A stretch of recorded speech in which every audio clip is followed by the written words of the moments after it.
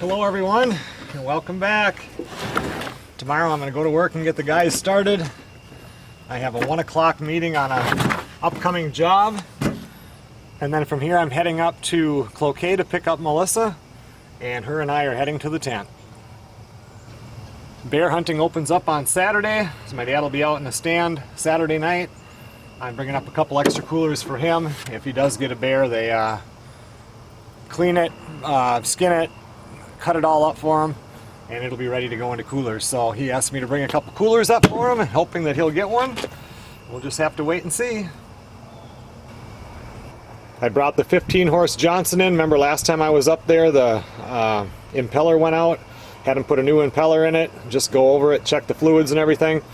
And just in case that isn't going to work, I'm bringing up the old 9.8 Merc, old reliable right there. I had that one serviced earlier this year and just haven't had to bring it anywhere. So one way or the other, we're going to be able to go fishing. Believe it or not, we're just a little over 3 weeks away from duck hunting opener. Pretty soon I'll be up here above the workshop going through all this stuff and getting everything ready. And we're only a little over 2 months away from the deer hunting opener. Everything is coming up pretty quick. It's going to be winter before we know it. Okay everyone, well thanks a lot for watching. We have about 10 days and I can pick one of these apples off the tree and see how they are. I've been waiting for one to fall off the tree because that gives me a fair game to give it a try now. But otherwise I'm waiting until they're done. I'll see you guys on the next video.